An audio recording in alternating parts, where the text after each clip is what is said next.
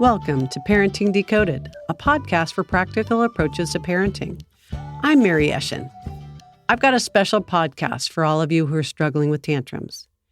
Even if you've listened to my 6th podcast episode on tantrums, this is a more comprehensive look at dealing with them, and I've just made it into a 1-hour lecture. It goes into detail about why tantrums happen, but also goes through what to do during and after tantrums, plus a section on how to prevent them from starting, using choices, boundaries, and allowing mistakes in a loving way. I'm also releasing this on my YouTube channel if you'd like to see it with the PowerPoint slides. I'll put a link on my podcast notes along with some references to materials talked about in the lecture. If you have a school, church, or other organization who'd benefit from hearing this presentation either on Zoom or in person, please contact me. I'd love to reach more folks, and it's lectures like these that seem to reach the most parents. Contact me at mary@parentingdecoded.com. In the meantime, enjoy the podcast. Welcome to my presentation. My business is called Parenting Decoded, and I have a podcast called Parenting Decoded. And tonight's lecture is all about ideas about handling tantrums. And when we handle tantrums, I'm going to talk about a couple of different areas. I'm going to start off talking about why kids have tantrums so that we can kind of get in our minds what to do about that, what to do during a tantrum, what to do after a tantrum, and then how to prevent tantrums. Thanks to the parents that sent me some emails. You gave me some ideas about what else you like to see in the presentation. So thank you. First of all, why do they happen? One of the things I want you to know is that a tantrum that's happening, it's about your kid. It's not about you. It's so easy for our own frustrations to get involved in their emotions. But when a kid is triggered to have a tantrum, whether it's a crying fit or a kicking or whatever it is, you need to recognize that their brain is going into fight and flight mode. And I don't know how much brain science you know, but usually the term fight or flight is a pretty common term in our vernacular, but I'm going to explain it a little bit, which is when our kids are in an emotional state, their amygdala has been triggered, which is their fight and flight center of their brain. And when that happens, all the blood flow in their brain goes to that fight and flight center, and it means that their executive function center isn't activated. And because all the blood has rushed to this fight and flight center, they can't really think anymore. So when your kid is having a tantrum, one of the things that as parents, it's just natural. We want to solve the problem. We want to ask them what's happening, what can we do, and things like that. When your kid is in fight and flight mode, there's not much processing that's going to happen. So we're going to talk about what it is that you do about that. Because when kids, Dan Siegel wrote a book and he coined the term flipping their lid. I don't know if some of you have heard that, but when a kid goes into a tantrum mode, they flip their lid. They only have a few skills at their ages. Most of you, the oldest I saw in our request was 9 years old of the people that are online with me right now. And, but a lot of you have, from 2 to some of you have 1-year-olds, but most of you have toddler to early middle or early elementary school ages. When they're in that stage of life, they don't have very many emotional skills. If they go into a tantrum, they can cry, scream, kick, bite, hit, spit. I call the last one on my list is the wet noodle drop, where they just become a wet noodle. Some of you might have some other things that your kid does during a tantrum, but they don't have the ability to rationalize their tantrums. They just explode, and their amygdala is triggered.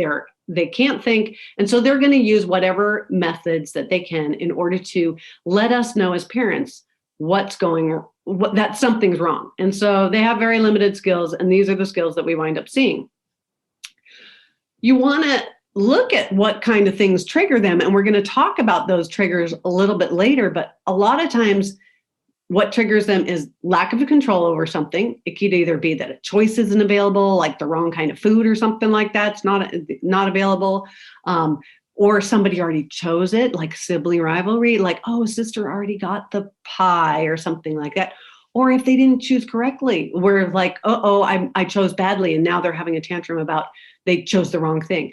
Sometimes they have a trigger is impatience where we didn't serve them dinner early enough or pick them up early enough from school or late enough or whatever it is. Sometimes our kids just get frustrated. They might be building a Lego project or doing something in their homework, and they're just so frustrated, they just lose it and they flip their lid. So the thing is, as a parent, what do we do? Well, the first thing during the tantrum is to keep safe. Some of you sent me emails saying, like, how do I not get hurt while the tantrum's happening? Well, you need to do whatever you need to do to keep safe. Sometimes that might mean separating yourself up. It's on another slide. But one of the main things I want you to do during a tantrum is for you to keep calm. That's the most important thing that, in my mind, that you can do. We don't want ourselves to get triggered because just like our kids, our brains can get triggered and go into fight and flight mode. This is where your kid says something to you, you're the meanest mommy in the whole world, and you say, I am not. And we get upset because they've attacked us, they've attacked our, like, you never make anything for me, it's always Billy or whatever. It's like, and they trigger us and it starts this whole battle and it gets worse. So what I want to let you know is don't let yourself be triggered is your first and number one tool. Is like, don't take it as an offense. Your child has very few skills. And when they are in a bad way, they're going to use those skills that you don't appreciate, whether it's crying or kicking or spitting or whatever. But I don't want you to start losing it too. So keep calm. And the way to do that is I teach love and logic parenting classes. And one of the terms that we talk about in that class is we go brain dead. And that's where you keep calm and you just, I know, like, you're so stupid, Mom. It's like, I know. Just keep really calm. You give them almost no response, just love and empathy. Like, oh, that's so sad that your cookie broke. Oh, that's so sad. And they could be screaming at the top of their lungs, but you just want to just keep calm, show love, and not try to solve the problem. Because I told you about brain science, that their brain power is shut off. Their executive functions are not active when they are triggered in a tantrum. So you're going to give love and empathy. You're going to go brain dead and just keep calm. Those are the skills that you need as a parent to get through a tantrum. But then you say, but Mary, what do I do now? It's like, okay, so what happens is I'm going to give you skills of what to do after the tantrum happens. Because all of us, I've been reading some books to prepare for another one of my podcast episodes on growth mindset. And one of the things that I want to impart to you is that every kid and parent is capable of learning new skills as we go through. And getting over tantrums, I'm going to say, is a skill that maybe right now we don't have a lot of skill at, that we're going to learn to get better at. And as we learn to get better, we might not do it perfectly. And I want you to know that it's a process. It's not like you're going to come away from this. Some of you might come away with this with such great ideas that it's going to work just the first time. And I'm going to guess, though, most of you, it's going to be a process. And so I'm going to give you some ideas about how to start your process. The first thing that after the tantrum happens, you're going to let your kid calm down. You're going to give them love, empathy. You're going to go brain dead. Eventually, they calm down. They're kicking and screaming stops or whatever. You want to make sure everyone is calm. The next move that you make is only when everyone's calm. It could be a few hours later. It could be a few days. Usually it's dependent on how old your child is. The younger the child, the quicker they recover in order to get back to normal. So an older child, especially like a teenager, it might take a few days for them to recover and be able to want to talk to mom or dad again. So the first thing I want you to do after everyone's calm is I want you to just validate how they feel. It's like, I could tell that I noticed that you were really frustrated when you couldn't build that Lego. I could see that you were really mad at your sister when she took away your book. I can see that you were really sad when your friend hurt your feelings. All of those things you want to just do reflective listening, it's called, and you want to listen. Just allow them to feel that you love them and that you want to listen. I was talking to a parent a couple of weeks ago about how they had depression when they were in their teenage years. And I said, what would have helped you? And she said that it would have helped if somebody had listened to her when she was younger, because people kind of just railroaded right over her feelings and they didn't take them seriously. So I want you to take time as a parent when you see tantrums, especially as a repetitive thing where you feel like your kid is always having tantrums. It's like, you need to slow down. It's a signal that your kid isn't feeling a bubble of love and empathy. And I want you to figure that out by taking some time with them and listening to what they have to say. And in order to be able to deal with the next tantrum, I want to talk about now what we can do for the future tantrums. And I'm going to talk about something that I call calm down time. Those of you who have come to my lectures or come to my classes, when I teach Love and Logic, they teach a concept called the uh-oh song. And the uh-oh song is a way to deal with tantrums for younger kids that are 5 and younger.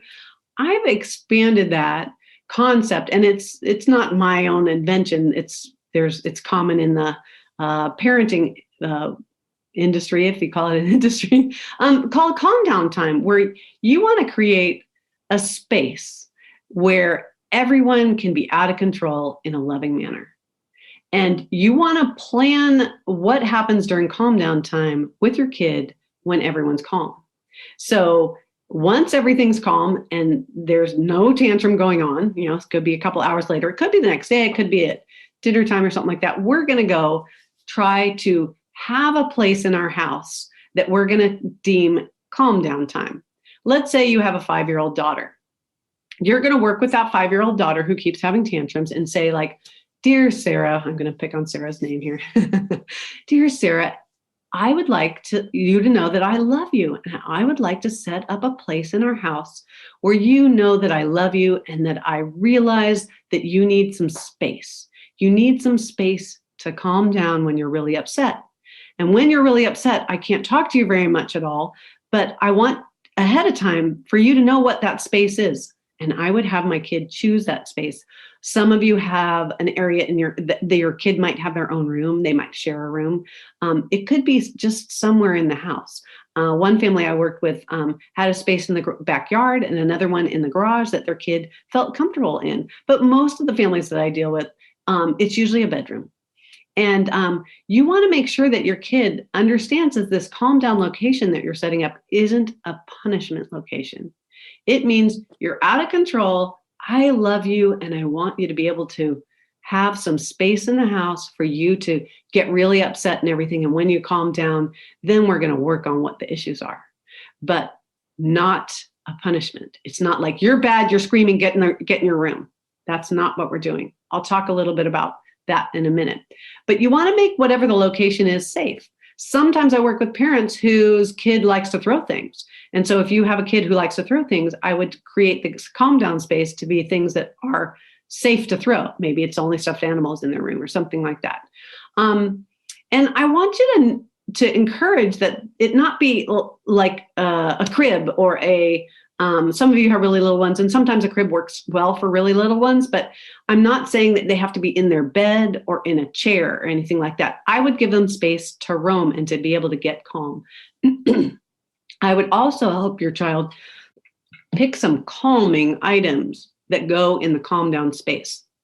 They could be stuffed toys or animals, could be blankets, their favorite blanket or books, could be art supplies. It could be something that eventually they will see in their room that will help them get a hold of their feelings and calm down. And I want you to preview the space with them. See it like maybe they need a little beanbag chair. Maybe they need some soft music, some sort of music player in their room. I want you to create it when everybody's happy. Just say, hey, Sarah, what do you need to help you calm down? And Sarah's going to work with me as her mom, and we're going to put together something that's like, I really need a pink blanket. It's like, so maybe I would be willing to go to the store and get a pink blanket special for my daughter in this calm down space. But I'm not encouraging you to actually go out and buy things for it. It's only if you feel like you need to. I think that there's usually a lot of things in their home that could help them calm down. But it's going to be up to you and your child each child, especially if you have 2 or 3 children, you're going to do this with each child, especially the children that are more likely to have tantrums, because our kids tend to go in and out of phases where probably one is more tantruming than the other. But they usually, a lot of you have things that cycle. So now I want you to, okay, you've picked a calm down location, and then I want you to tell the kid what's going to happen during the calm down. I think that it's really helpful for the kid to know that they're going to go lovingly and safely to the location, preferably by their own volition. But for some kids that are smaller and don't quite understand everything, you might be picking them up, you might be scooping them up and lovingly carrying them to their room.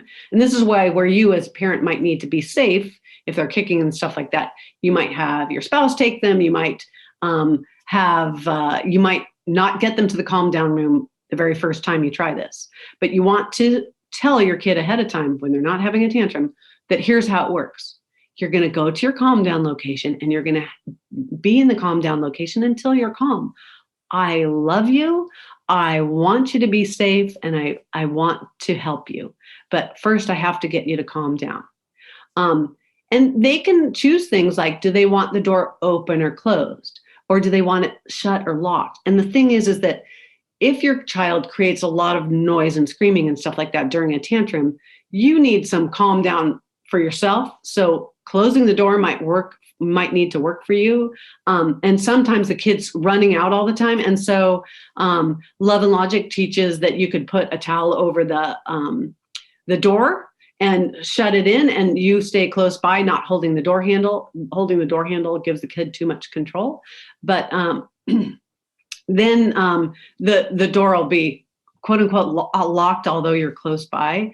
But hopefully, as you work on this process, your child will understand what the calm down space is for and that you love them. You're not abandoning them. You're giving them space to calm down, because everybody needs to have the ability to calm down and to self-soothe. I'm not looking for abandoning your children. I'm looking for you to set this up ahead of time, let them have loving things there, let them know that you are there for them and you will be there when they come out. When you actually start the calm down, let's say tomorrow, Sarah has a big tantrum and I'm going to escort her to her room and say, I love you, Sarah. And I'm going to give her probably about 10 to 20 minutes of calm down time. And I'm going to maybe remind her of some mindfulness techniques. Maybe she's learned at school or something. It might be a breathing 1, 2, 3, 4 kind of things, or it might be reminding her that there's some sort of music, or you might help start some soothing music for her as you put her in her room. But you want to also, when the calming down is done, you want her to come out and you want to give her love and empathy. That must have been really hard. I could tell that you were really upset. I want to give you a hug. I don't want you as a parent to go like, well, you shouldn't have hit your brother or sister. I can't believe it. It's like, none of that. I want your child to learn to trust that the calm down time is not a punishment, and it's not a time for when they come out that they get slammed with getting yelled at and punished for having done whatever it is. It's like, oh, I could tell that I want you to say instead, I can tell that you're calm now. I can't wait to talk with you about this. Let's wait a little while. Let's wait till after dinner. We'll talk more about what happened, so that everybody gets calm. And as I said, this is a process. So after calm down time, Mary, sorry to interrupt you. There was a comment that someone was commenting that they were not sure, or they didn't quite feel right separating from their sad child, and having them go away. It doesn't quite sit well with them. So what are your thoughts on that? So a sad child is a little bit different than a tantrum child in my mind.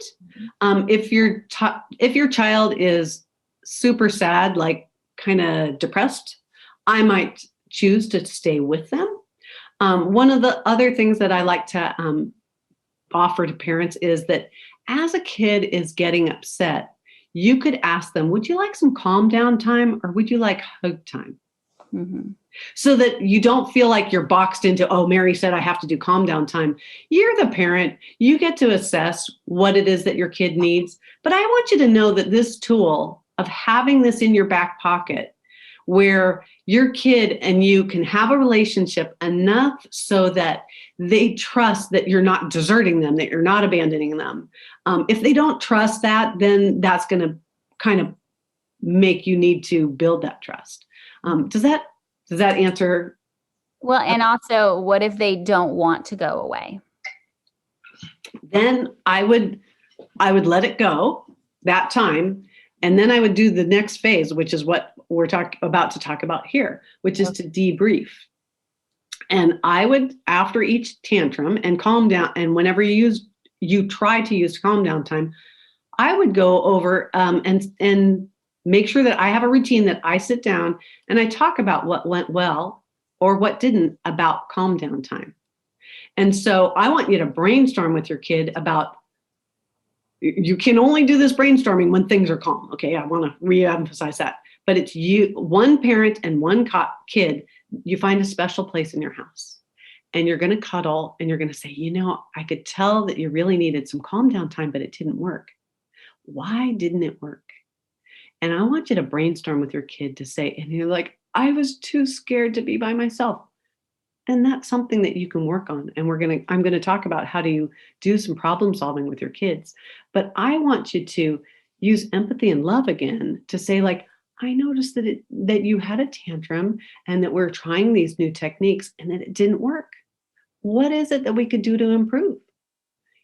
Talking about why the tantrum happened and what to try next time. Let's say the tantrum got triggered by their brother stealing a toy.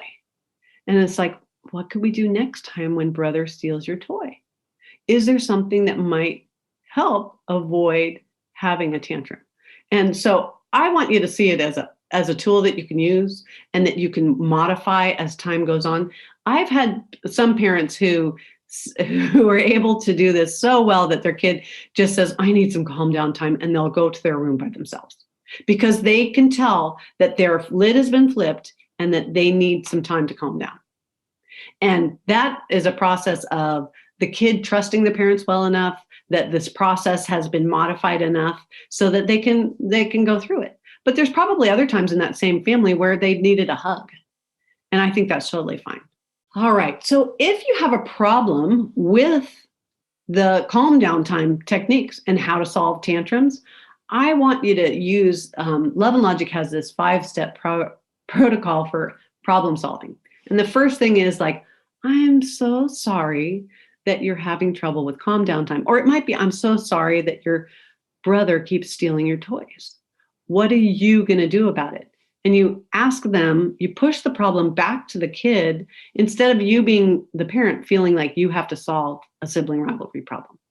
You want to start having your kids own some of the problems that are being created in the house, whether it's they are mad about the cookie selection or they're mad that they couldn't, their Lego fell apart. You're going to say, gosh, your Lego fell apart. What are you going to do about that next time? And you ask permission, step number 3, where you say, would you like some ideas about what some kids might do if their Legos fall apart, or their homework isn't done, or their Zoom isn't working with online school, whatever it is? Would you like some ideas?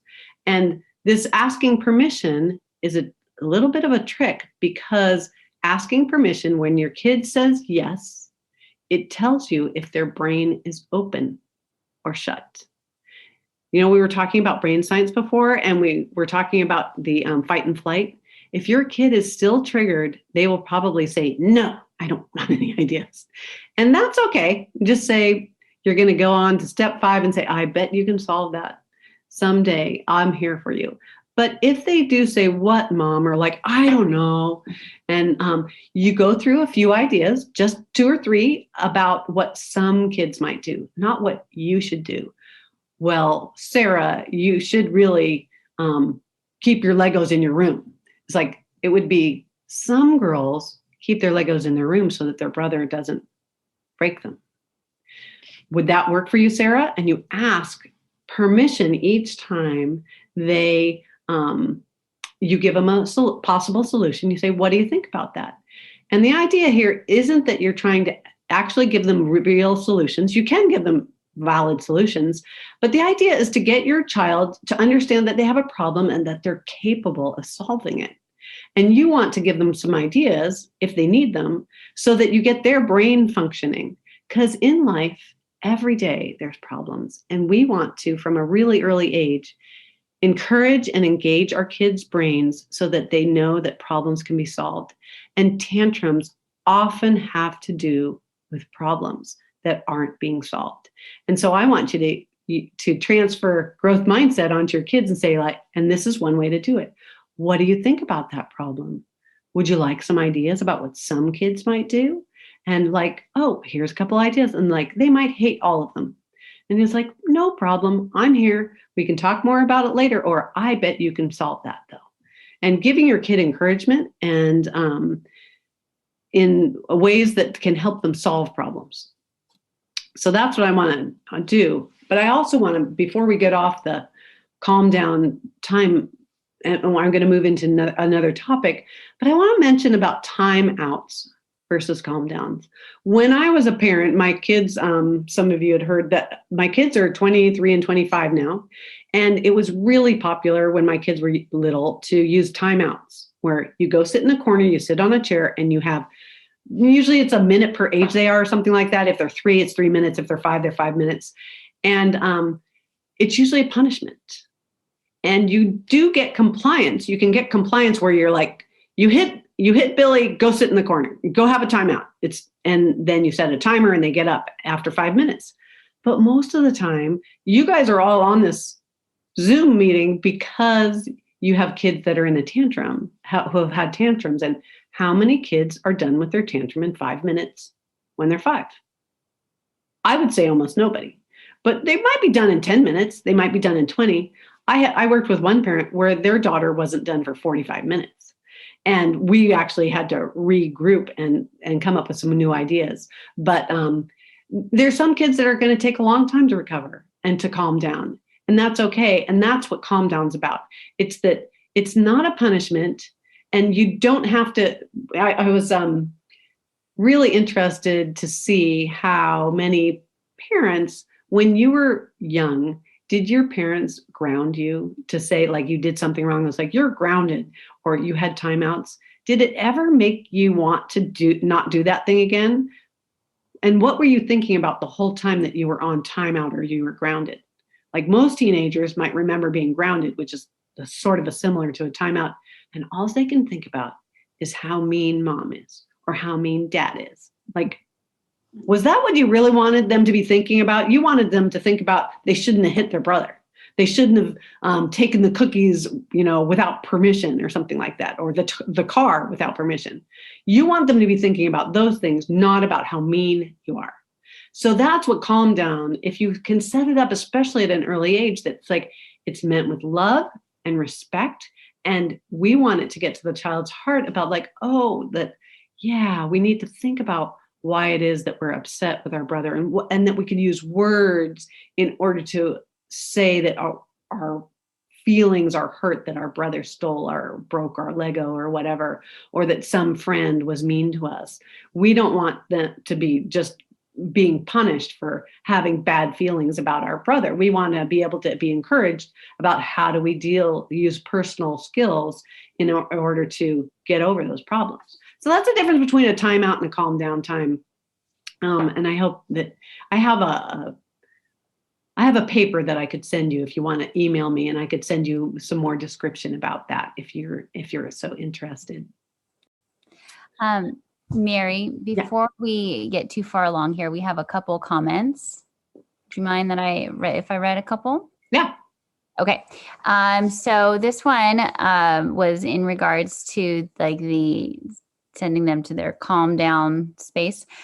So what do you do when your child refuses to go to the calm down area? Before, I'm offered her the choice for the door to be open or closed, like the Love and Logic book.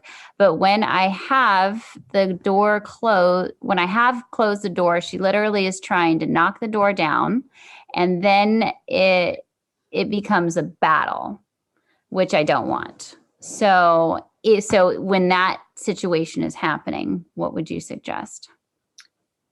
Well, one of the things I'm trying to encourage right now is that you let that tantrum pass, and then you have a debrief of and you talk about what it is that needs to happen for her to stay in calm down time until she's calm. And so one family that I worked with, it's like, okay, they put some foam on the back of the door so that she could kick the door. In this family's instance, I'm not saying that everybody has to do that. Some families need to do the locking the door because their kid is so out of control that they know that their kid will eventually calm down. But if the door was open and available to be opened, that they would never stay in their room. So it works for littler kids to do some of that as long as there's love and empathy going on. Mm-hmm. If your child feels abandoned and that you're mad at them and that there isn't that love, you're just sending them to their room. That's the same as a timeout, and it just creates resentment and insecurity and stuff like that. I would encourage you, if you listen to tonight's talk and you want some more encouragement or some more brainstorming, contact me. I'd love to keep working on it and with you in order to come up with a solution that works for your family. But in general, if you can work with them afterwards of like sitting them down, and that's what this example that I'm about to go through is, a mom that had a bad situation and she was able to use debriefing and some brainstorming in order to make it a lot better. But read the other questions first. Okay. So sometimes my 8-year-old has a tantrum in the middle of a Zoom class. What is something I can do to help her in those moments since she can't exactly step away from class? Well, Sarah, you're a teacher. I would contact the teacher and sort of request permission, or not even permission, but let the teacher know what's happening and that I'm going to take my child offline when a tantrum's happening. That's what I would do. Every parent that I've worked with that has had some issues with their kid and behavior in online classes, the teachers have been so wonderful, just absolutely wonderful. I mean, maybe you can make a comment, Sarah, since you're a second grade teacher. Have you had that happen? It's happened a couple of times, and the parent has just sent me a message in the chat and said, "We're having a little problem over here. Sorry, we need to leave the call." And how did you take that? And I respect that. I would rather know instead of a disruption in the class. Yeah, instead of disrupting the class or having the child have a meltdown on camera. I mean, another option would be to just be muted and have the camera off. And then, it depends on the caliber of the tantrum, I guess. And I love that the parent texted you. They messaged you. It's like, that's what you should do. You should message the teacher and work with the teacher to let them know. The teacher needs to know and understand, well, why did they just leave the call? So as long as you are informing the teacher why, they shouldn't have an issue with it unless it's an ongoing situation that needs to be addressed. Yeah. Yeah. I think that's a great place to start. What about if you're in a public place and you're not at your home, you're not in your typical spot where they know that, hey, I can go take my pink blanket and go in here. What are your thoughts about that? Well, if you have really little kids and you have a stroller, they can be in the stroller and have calm down time, and you could set that up ahead of time. I was talking to some family who knew that they were going to go to the in-laws for extended period of time. And it's a little tricky oftentimes with grandparents who don't understand what you're trying to do. But some people are lucky enough that their parents will, meaning the grandparents will, it's like, just so you know, Sarah really needs some space. And so I'm going to have, the guest room that we're staying in is going to be her calm down space. So don't get upset. This is what we do in our family. But some of you won't have that flexibility. Your in-laws, your grandparent, they're going to be judgy and all that kind of stuff. So Daniel, you just do the best that you can at the time and then address it again when you're home. Mm-hmm. And have a debrief about like, gosh, I noticed, Sarah, when we were out at the park and you had a tantrum, that was really hard. Or you were at grandma's or something like that. I would talk about it again. Mm-hmm. A lot of times parents of young children have a really cute window of time at bedtime where the kid will start chit-chatting, and you could say, like, I noticed it was really hard for you at grandma's today. Can we talk about that? Mm-hmm. And bringing it up in a really loving way when everyone's calm.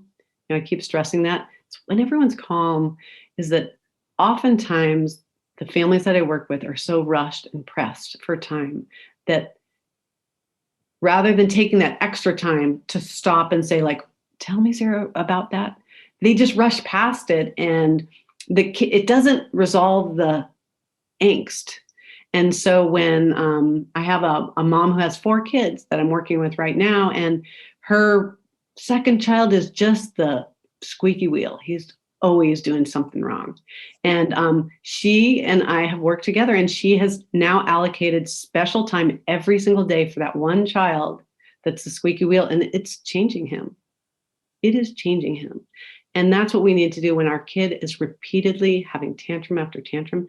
Oftentimes it's a lack of trust. It's a lack of being able to know that their emotions are okay and that you're going to be there and love them. And sometimes it's attention getting, because they're not getting your attention any other way. But if they scream, you get their attention. They get your attention. It's all that negative attention that you've heard about in life, that like, well, the squeaky wheel gets the oil or whatever. It's like, you want to let your kids know that you oil the non-squeaky wheels. Like, nope, we take care of everybody. And when anybody does get squeaky, it means they may need more love and not necessarily punishment, is what kind of the thing is.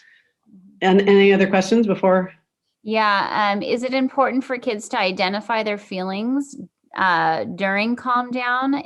Do you recommend any resources for feeling identification? I don't have any off the top of my head. I have some Pinterest pages. If you look up Parenting Decoded, I have a whole bunch of Pinterest pages on all sorts of different topics for parents. But I think that it's really important for them to identify their feelings after the tantrum, after calm down is done. And calm down time is the time they're getting calm. And that debrief time is when I talk about it. Mm-hmm. Okay, then there was one more. I don't think my child has ever calmed down on his own. He needs us to wipe his eyes, then get his lovey, and then get another lovey. And so on. All right. And the question is? I think just what do you do? Yeah, what do you, because they never like to calm down on their own. Yeah. Well, I would do a debrief with them. I mean, it sounds like they might be young. I don't know if the parent can write how old that child is. But if they already have a routine where they get a lovey, then another lovey. He's 4. Okay. Okay. Thanks. When he gets, I would set up a calm down area of like, hey, let's make sure today we have a calm down area already. We're going to put 2 loveys in there. Maybe there's a third lovey that they're not thinking about that they could, and you just make it you make it special. It's like, yeah, let's do it. Let's sparkle, like have happy spray or something, get a water bottle with spray or something. I don't know. But be creative and allow that area to be something that, and get them, their own box of tissues that they could wipe with, although some people might not want tissues all over the bedroom, but, it's like, it depends on how much of a burden the tantrum is to you as a parent who's constantly having to wipe the tears and everything like that. It's like you transferring them. It's like giving them the skill of knowing, like, I can tell that, you were out of control. And like, it seems like you just needed some calm down time.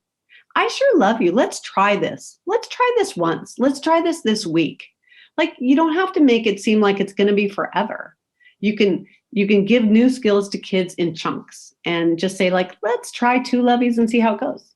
And it's like, oh yeah, I could tell that you needed mommy. Let's try it again next week. It's like, it's okay that it takes a while. And I just want you to know that there are things that you can do. Some people are going to get, you're not going to be able to manage it, and that's okay. But I want you to know that there's some things you could try. Mm-hmm. And if you want more ideas about what to try, I love brainstorming with parents. It's just so fun for me. And, so if the things I tell you tonight don't work, just email me, and like, I'll, be happy to chit chat with you and give you some more new ideas.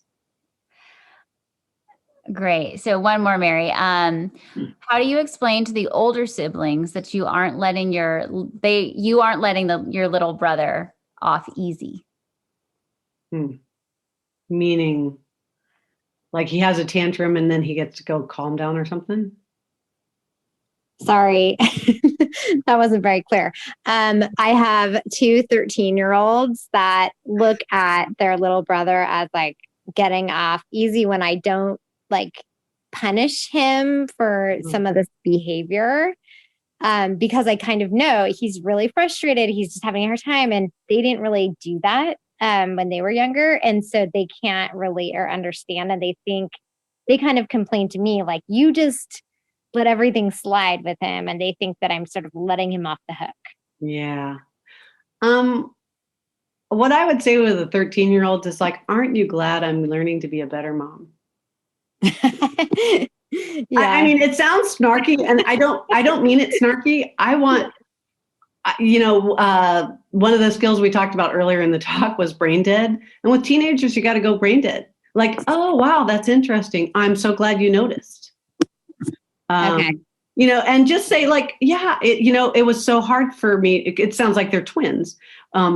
It was so hard for me to have twins. I was so unprepared. I'm so thankful that you guys have turned out so well. And I'm so sorry that it seems that he's getting away with stuff. I apologize, but feel free to point it out to me and I'll be glad to think about it. Because, maybe sometimes you are being too much of a softie. But, as we have more kids, we get softer because we don't have to, we sort of get perspective. I'm assuming you might have perspective now about like, was it really important what shoes they wore to school as long as they have shoes on? Yeah. It used to be that it was really important. So, so what do you think of that? Would that work? I think so. I mean, I guess the problem and I shouldn't be complaining about this is that they didn't do those things. Like they weren't like that. And so it's hard. I try to explain to them that this is a really unique time and that they didn't have to deal with like all of this quarantine, distance learning, all of these things when they were his age. But they get frustrated just because they're like, we never did any of that. And they didn't. You being okay saying like, I wouldn't defend myself too much. Meaning, I want you to not argue with them. Yeah. I want you to, when things are calm with the twin, the 13-year-olds, I want you to just say, like, let's talk about that. Let's talk about what the differences are. What do you think the differences are? Yeah. Ask them open-ended questions. The older the kids are, the more open-ended you want the questions. What do you think your biggest challenge was when you were 5? Yeah. Okay. Because they get really mad at him. And I feel like there's resentment building up. And it's like biting the family. So I just don't want that. Sorry, this is becoming all about me. But anyways, that's kind of where this is coming from. But I will do that. Yeah. I'll the open-ended questions is a good okay. idea. And I have a couple of teen specific podcasts that you could listen to. Yeah. Okay. But you could also contact me and I can coach you some through the teen things. I love teenagers. I love kids. Thank you. Sure. And shall I go to the example now? I'm just going to share. Somebody shared an emotions chart that's been really helpful to them. They shared that in the link. Great. So yes, and I just copy pasted it, and it looks good. I agree with it, and will definitely be using it as well. Actually, I go to Westgate. I go to Westgate Church, and I lead a life group for young families, and one of the moms did that. She has an emotional chart. I should send that out I can send a link after. So thanks. And because I won't see or maybe you can email it to me, Sarah. Yeah, it's from Grace. So she has the contact. So what I want to talk about in this example is, it's in one of my podcasts. I think it's in the third podcast about, it might be in my Tantrums podcast. And it's somebody who had taken my parenting class, and she had a 6-year-old girl who was in first grade kindergarten or whatever. And the mom was a Girl Scout leader, and her daughter was having tantrums in the Girl Scout meeting that she was trying to lead. And it had happened multiple meetings. And I think Girl Scout meetings are like once a week or something like that. This was about a year ago and before pandemic. And obviously, since we can't meet. But the mom called me and she says, Mary, I don't even want to go to the meeting tomorrow. It's just so awful. Her daughter just gets more and more amped up and more defiant, and it's just terrible. And I said, so she and I talked, and she decided that she would brainstorm with her daughter. So this is the debrief thing. Like, her daughter's already had the tantrums. And mom wasn't very prepared. It was in a public space. And like, what the heck do I need to do now, Mary? And I said, well, you need to debrief. And so what she did was she set aside special time. She had a 3-year-old daughter at the time as well. So she made sure that other daughter was off doing something else. And she had special time for just her and her daughter. They sat on the beanbag chairs in her daughter's room, and they cuddled, and they talked about what it could be at the next Girl Scout meeting. They talked about what made her daughter mad and set her off, what triggered her in the previous meetings. And she said, you weren't paying attention to me, Mom. And that made me and then when I was misbehaving, I got worse. And the daughter, even at 6, she even knew she was getting worse. She knew it was getting bad. And the mom said, they worked out some signals about how to tell mom in a public place that she was not feeling well in terms of mentally. It's like mom also the two of them spent some time together finding out a signal of when mom needed her to calm down. And so they went through, the mom said they had the best time going through her like little trinkety toys that little girls have. I only had little boys, but the girls have all sorts of trinkets available. And so she said that she picked about 5 or 6 different trinket toys that could be the signal about mom. If she held up the little teeny bear, it meant I knew, I saw you, I see you. And so sure enough, they picked out a special code. This item was going to be the code, and they put it in the backpack before they left for school the next day. They also talked in this cuddly special time about how her daughter can't really eat sugary things, that it sets off her energy and stuff like that, and that she needs to bring healthy snacks because, they always bring cupcakes to Girl Scout meetings. And so the daughter said like, yeah. And so they brainstormed about what snacks she could put in her backpack. This is all stuff they never took the time to deal with before. And so they go to the Girl Scout meeting, and her daughter starts acting up a little bit. And but it was fine. And they had a way where mom could say, you're allowed to go out in the hallway and calm down and stuff like that. They needed it once.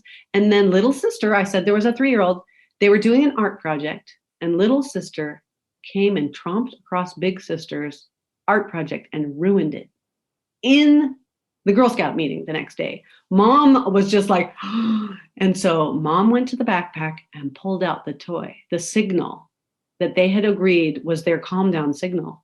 And the daughter felt so special that they had this special communication worked out between the two of them that she immediately calmed down. She did not get mad at her sister. She didn't whack her sister. And they wound up just having the best time, because mom had taken the time to listen to her daughter about what she needed in that space, and to be able to have these special signals. And the daughter said, can we change the signal every day? Every time we go? And the mom's like, absolutely. And they would have fun picking out the next signal. So they met up again after that meeting, and Girl Scout meetings are a breeze now. But it took time, and it took a tantrum to happen where the mom could debrief and say like, hey, what can we do next time? And that's a lot of times what, it's like when you have sibling rivalry going on all the time, like we don't tend to debrief very often. Like, how could we get along? And like, what happens when we, have sibling rivalry? And like, okay, let's have a family meeting and decide what happens when 2 siblings or 3 siblings are fighting. Oh, okay, everybody has their own calm down time and everybody goes away. That you get the whole family to agree what the pattern is. I think I have a whole podcast on family meetings and getting people to communicate expectations. And I think a lot of times tantrums happen when there's not good expectation setting. And it's just a lovely example. I was so proud of that mom. Before, I had a slide that talked about why you might get triggered. What could be lack of control over their lives or impatience or frustrations.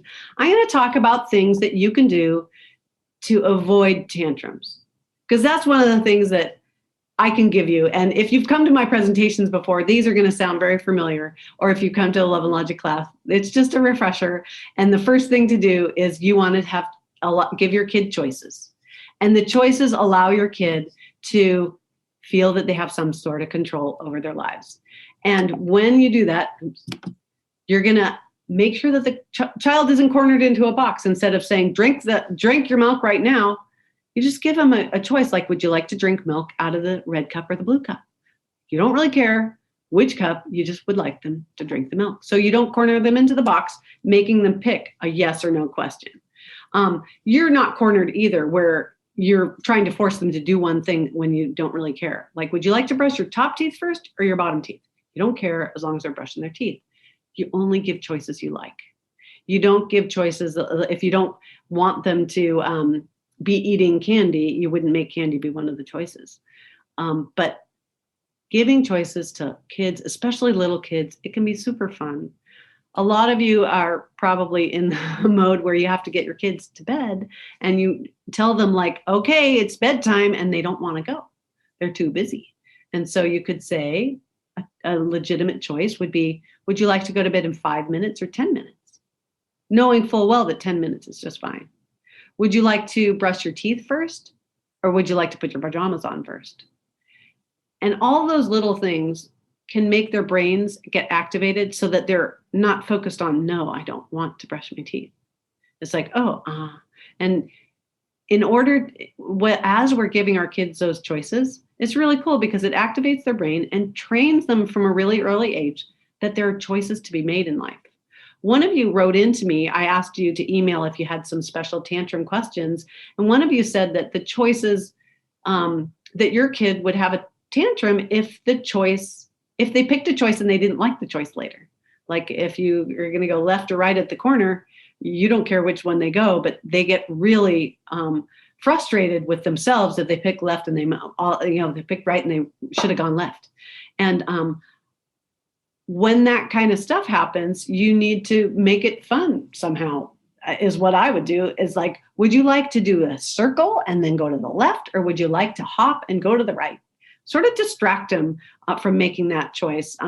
That might help in that situation, but usually kids can be distracted. Would you like to a lot of you probably have to do car seats and booster seats and stuff like that. Would you like to hop to the car, or would you like to walk backwards to the car?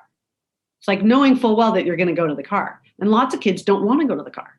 They're busy playing at the park, or they're busy with their friends or something like that, although we're in a pandemic. So maybe they aren't seeing their friends right now. But at times where you need to do transitions, using choices can be really helpful. It could be either choices about time or the way you get into a transition, like I was saying, like hopping or skipping or something like that.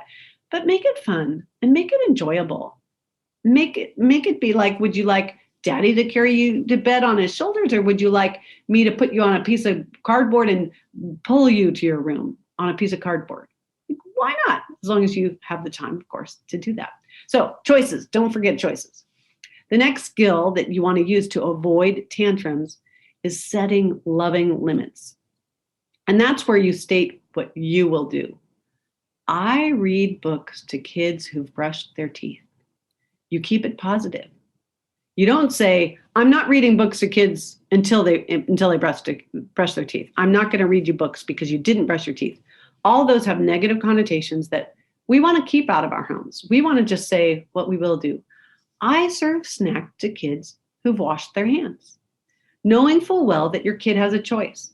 They have the choice to wash their hands and have a snack, or if they don't wash their hands, they've chosen, you didn't tell them, they chose not to have a snack. And if you think that they're going to die of starvation because they didn't have a snack, then you might contact a therapist because they probably aren't.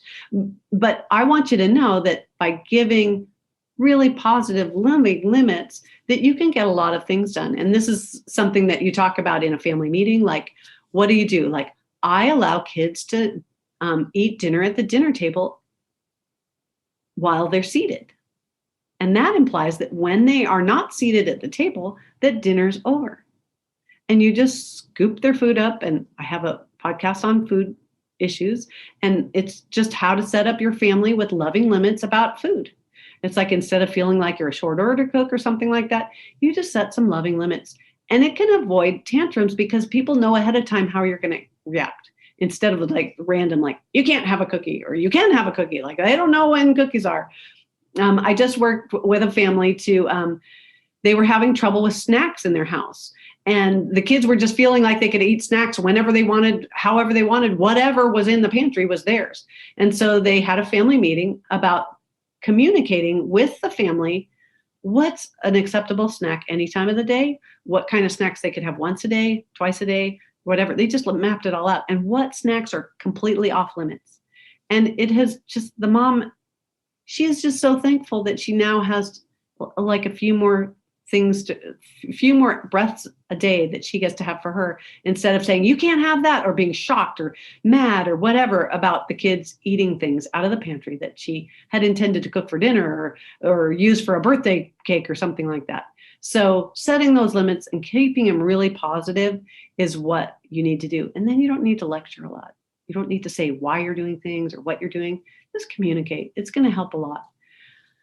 Lastly, I want you to avoid tantrums that have to do with mistakes. Sometimes, let's say the Lego issue, you want to allow your kid for the Lego to break, and give them empathy and love. That's when you're like, do you need a hug?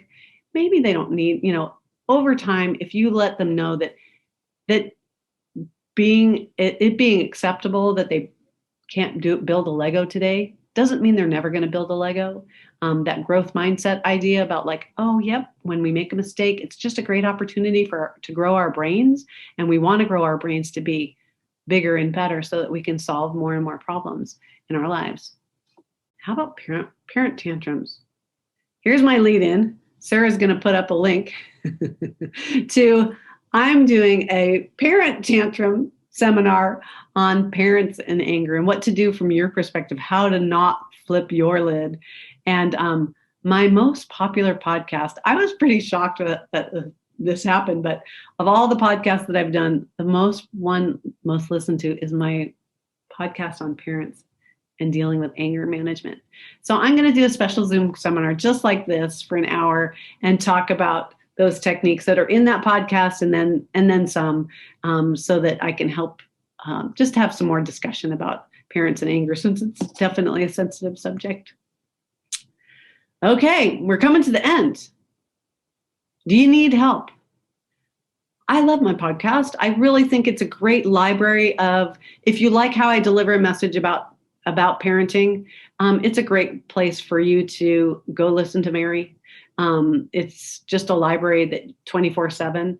And all of my podcasts have transcripts that go along with them, except for my most recent one I did on educational testing.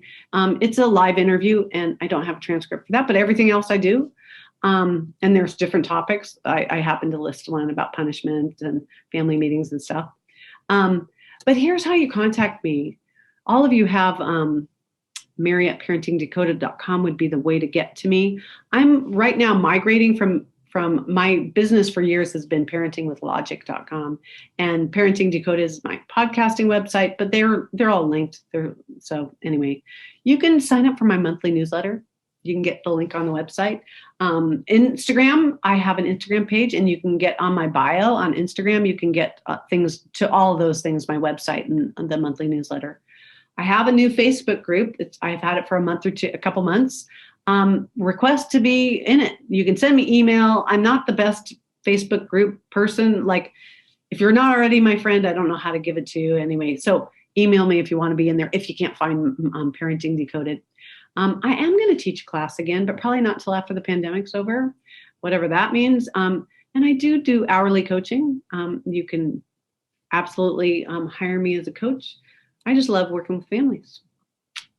And that's the end of it, and wanting to open it up to questions. We had one question in the chat here.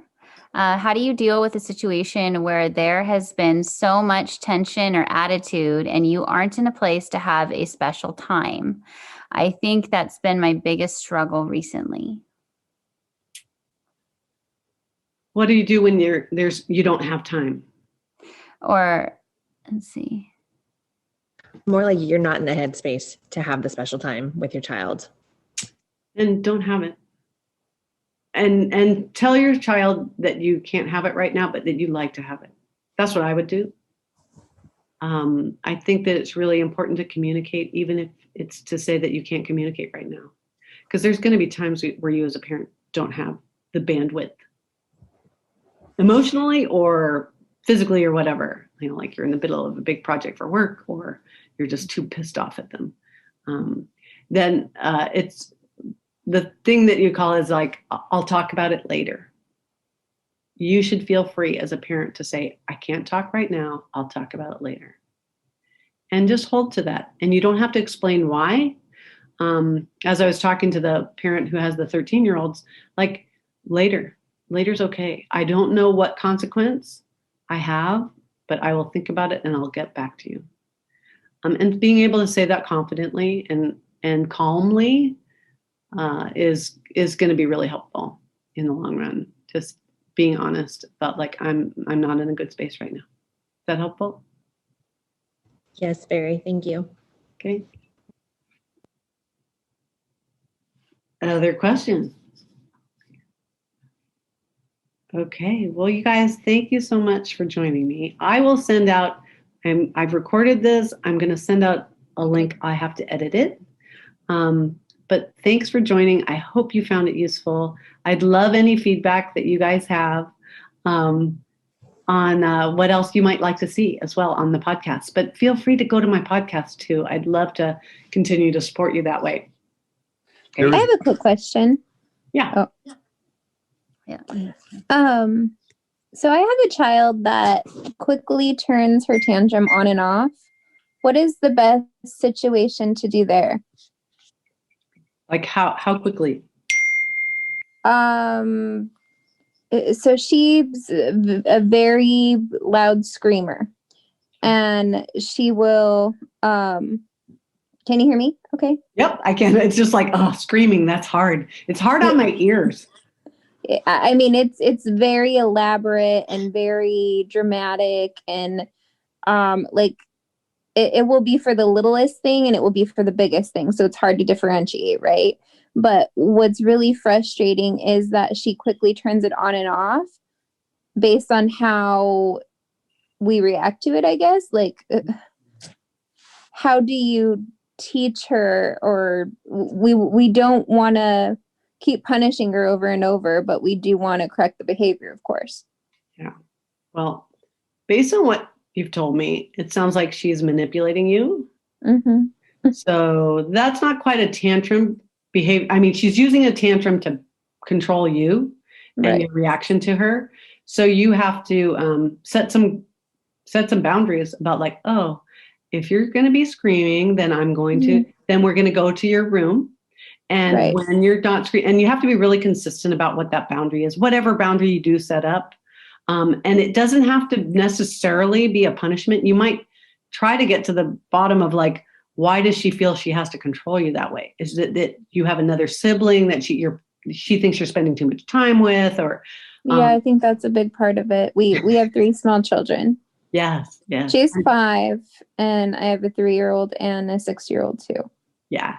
So that's, the squeaky wheel thing that I was talking about with that other family who has 4 kids. And so you allocating time with her special? We are, and that does seem to work, of course, but she's just so elaborate, and like she's acting like, she's screaming at the top of her lungs sometimes. And of course, we just want to get it under control, but it's so frustrating because it's like she will do it for the littlest thing. And it just seems so repetitive with her. So, and another big thing too is when we try to talk about it with her, she ignores it. Like she doesn't want to bring it up. Or if she's done something wrong, like say she's tried to hurt one of her siblings or something, and we try to, talk about it, she will act out the tantrum all over again, even after she's gone through the calm down phase. So there's another technique that that I teach called the energy drain. And I don't know. What do you think, Sarah? Sound like an energy drain to you guys? Or there's a couple of Elizabeth and a couple other long-term Love and Logics people are on. But it's basically draining your energy when she does that to you. Right. And as she drains your energy, just say like, oh, this is so sad. It really drains my energy to hear you're screaming. Why don't you, I don't have any energy right now to make dinner. So I'm going to just sit here on the couch until I can recover. And then that's when she'll start getting like disruptive, like to the point where, of course, we have to remove her from the situation. Yeah. But and you can remove her from the situation. And in the end, she's going to have to put your energy back somehow. Like, I read books to girls at night who put my mommy's energy back. Yeah. You have to set up a pattern of her understanding. Whining fits into the same. That not affect the other child. We're not going to read you books, but then it becomes a consequence for the other daughter. Okay.